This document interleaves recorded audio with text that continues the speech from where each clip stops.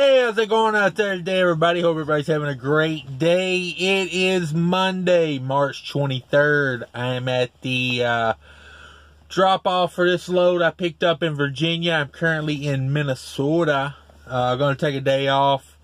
Probably get the 34 in, get right back at it. Got some screwed up hours. I ran some long days over the weekend, but I said a lot last week, so I think it's better just to put that 34 in. So I'm making a video today about the waived service of hours, or hours of service waiver, however you say that. Going to talk about the truck. Even though I said I was going to do it in the last video, I totally spaced and forgot it. I don't have a whole lot to say, but I'll talk about it a little bit. And I want to talk about this last load I just put in. And I want to talk about everybody being on lockdown. So, the waived service hours, or service hours waiver, or hours of service, I don't know. It's so confusing to say that to me for some reason. But, man, it's so vague. I was reading on CDLlife.com. They had the 11 most asked questions. And it's like, the questions, to me, raised more questions than they answered. Like, one said, basically, if you're going to run the waived hours of service, you could just run that on PC while you're running that load. Hey, that's one way to do it. I thought you were, logged at normal and then, just put a little note in there. They said you could log out of your ELD and just have your company assign those hours as emergency response or something like that. I was like, dang, man. You don't have to take the 34-hour break. The hours you run those loads do not count against your 60 or 70. I mean, it's a free-for-all, man. But I'm not going to do it for the fact of it's so vague. And I'm not willing to pull into a scale house and have, some dim-witted, officer. I'm not saying they're all dim-witted, but it seems like the ones I run into are pretty dim-witted. I'm not willing to have them judge my logbook based on, their opinion.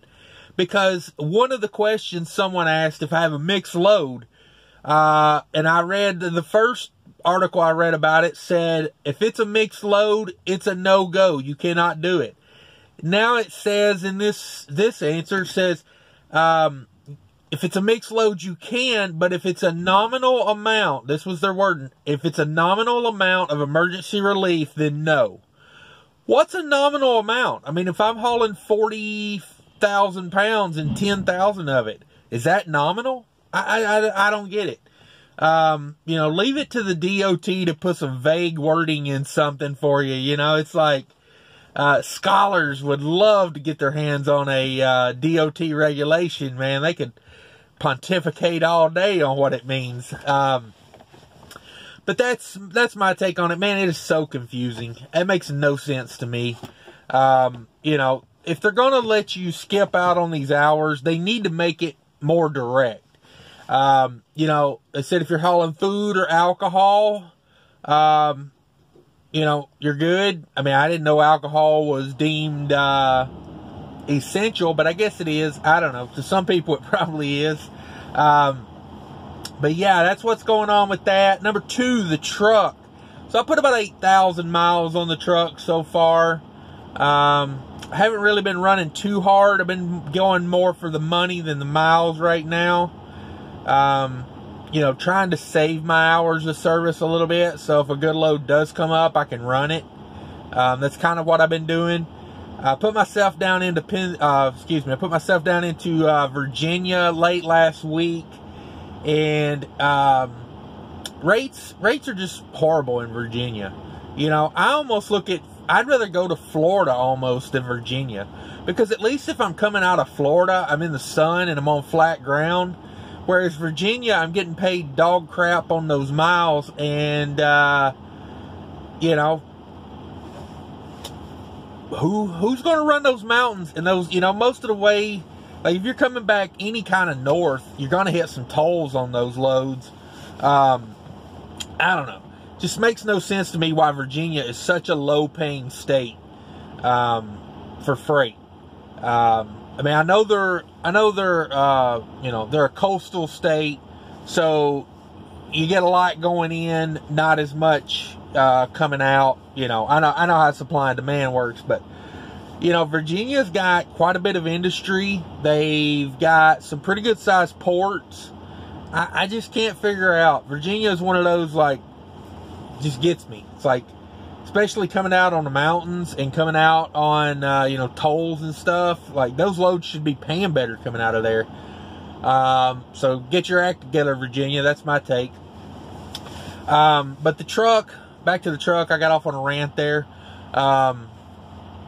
Truck's been doing good. About 8,000 miles on it. I'm averaging about 7.2 miles per gallon. I really want it to be better than that, but you know, of that 8,000 miles, you know, one trip went out west, so I was dealing with mountains out there, and then you know, doing you know, Maryland and Virginia. A lot of miles in Maryland and Virginia, cutting across the mountains. So it's been a lot of mountain running. I'm hoping I get out here on some flat ground and maybe it'll get better. But who knows? Been running heavy loads, been running a lot of mountains. So I'm just happy it's above 7. I have not been idling much yet. I idled maybe 5 hours total last week. I think it was less than that, but seemed to do pretty good as far as, you know, idled a little bit for AC. Like, I got a bunk heater, so I don't idle, you know, so I try to stay in cold climates right now. So maybe you know, I don't know, maybe if I can get it running on some flat ground, maybe I'll cancel out some of the idling once I get to that point. But yeah, so far I haven't done much idling. I idled one day for about 3 hours. It was like 90 degrees over in Virginia, and I was off in the middle of the day. You know, and I wasn't trying to sleep during that time. It was just during the day, you know, and you can't go in the truck stop because, you know, self-distancing or whatever. But yeah, overall, pretty good with the truck so far. I had one minor issue. I turned it on the other day, and it gave me a fault code of fuel level sensor fault. Basically, the fuel gauge didn't come up. I turned it, I'm getting unloaded here, so we're going to be a little rocking, a little rolling. Yeah, I turned the key off, turned it back on, like, you know, 2 times, and it came right back up. So I think it was just I was parked on an angle. I was parked on the side of the street, so I was kind of, you know, at an angle. I think that probably had more to do with it than anything, but hopefully that doesn't come back. So with that, you know, I'm pretty pleased with the truck so far. Yeah, as of right now, 8,000 mile review. I like it. Definitely more storage than the Peterbilt had. Big thing I do like about it is that top bunk has been raised up about a foot from my other Cascadia, so I can leave that top bunk down for storage. In the other Cascadia, the 2013 Cascadia I had, I didn't like doing that because it was like claustrophobic almost. That top bunk was so low that when you put it down, you know, it was kind of tough. It was like every time I raised up to get out of bed, you know, I hit my head on that thing. So with the bunk the way it is now, I can sit on the bed and, you know, still have some headroom. So I like that. But other than that, you know, I've been performing pretty good. I had an oil change done at Freightliner the other day. You know, everything was good. So, got that taken care of. So that's the truck. And, so the load I just did was out of Virginia. Not the greatest paying load. I mean, let's be honest. It was tough to get out of there with any kind of money. I wanted to get back to the house to get a restart done because I start getting some weird hours like midweek. You know, I got one day last week where I worked like 1 hour and, you know, 45 minutes. And I still got a lot of time left on my 70. But, you know, if I get a load that runs out of here, you know, if it runs out of here and I got to run hard, I'm going to eat up those hours and the extra hours I have, and then I'm going to be stuck midweek getting nothing back. You know, I've got a day of like 1 3/4. I got a 4-hour day. I think I may have a day in there. It's actually under an hour. So, you know, I figured I'd just go ahead and get the restart in. So I was wanting to get back to Minnesota. Found a load coming out of Virginia, paying somewhat okay. I mean, you would be amazed at some of the rates they have on some of these loads. You know, I seen a load that was like Virginia to, I want to say like Illinois. I can't remember if it was Ohio or Illinois now. But anyway, this thing was paying like under $1 a mile. You know, like they legitimately had that posted for like 95 cents a mile. You know, I'm not big on splitting. You know, I was like, well, not that load, but, you know, if I could find a load that was paying like $1.50 to $2 a mile to get me, you know, back to like Kentucky, Ohio, I said, well, maybe I could split it from there and then get a better rate from there back to Minnesota. But then there again, you know, I'm killing a day. So I found this load coming from Virginia straight back to Minnesota. I'm about 30 minutes from the house right now. So I called them, talked to them a little bit on it. I think it was like $13.20 on the miles or something like that. They had it posted for $2,000, which, yeah, not what I want to do. But I called them. I tried to get them to do $2,500 on it to get it close to $2 a mile. He said he didn't have that kind of money in it, which, you know, that could be broker BS or that could be legit. I don't know. Seemed like a nice guy, you know. He wasn't rude or anything. So I kind of, you know, I thought, well, maybe that is all he's got in it. I did ask him, you know, we kind of went at it a little bit, you know. I said, well, maybe $23.50, you know. He come back, you know, we ended up settling on $2,200 for it. It's like $1.65 a mile. It's not what I want to be operating for, especially in this day and age. But, you know, it's a straight back load close to the house. So I gave a little bit on it.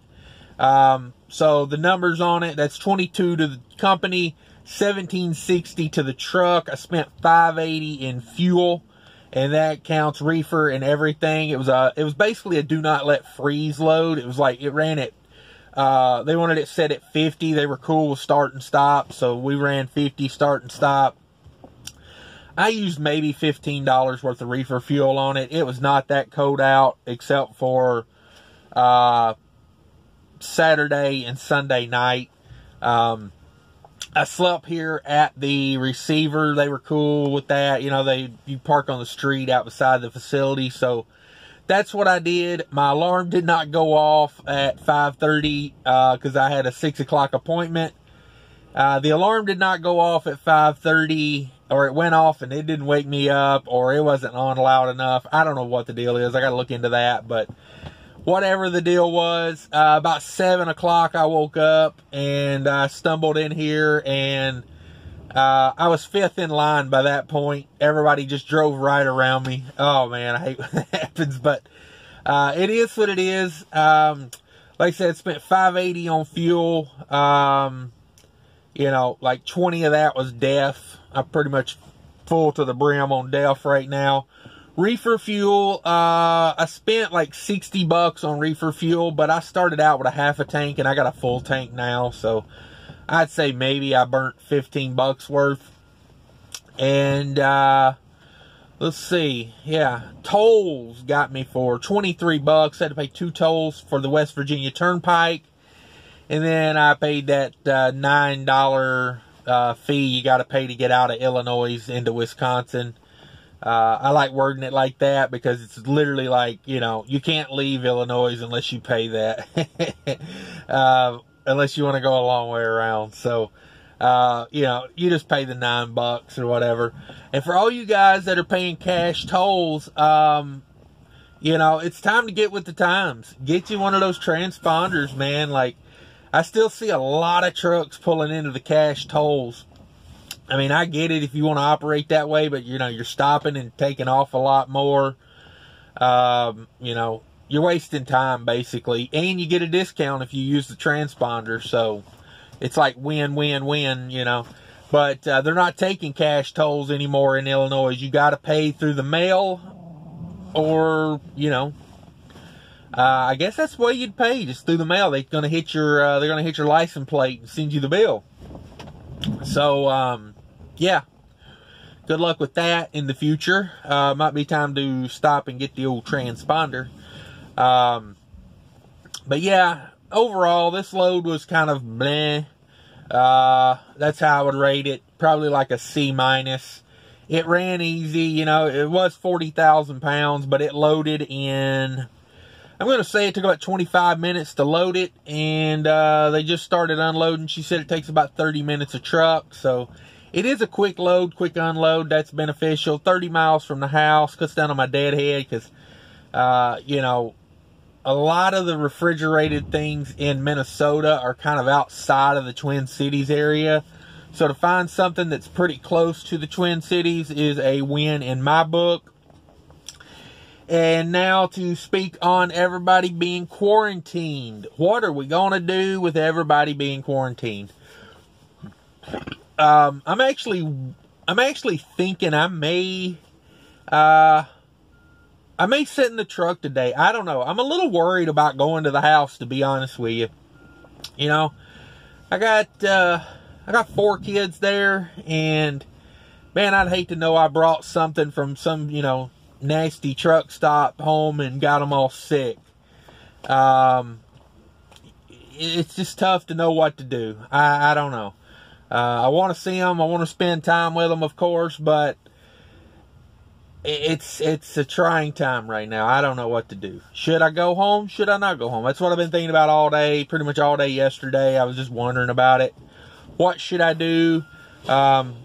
I don't know. It depends on, you know, I guess if freight's paying good enough, I may call and I may look at some stuff today, and I may just go back on the road and deal with those low hours, you know, set out on the road somewhere, or sit here for, you know, another 24 hours. Who knows?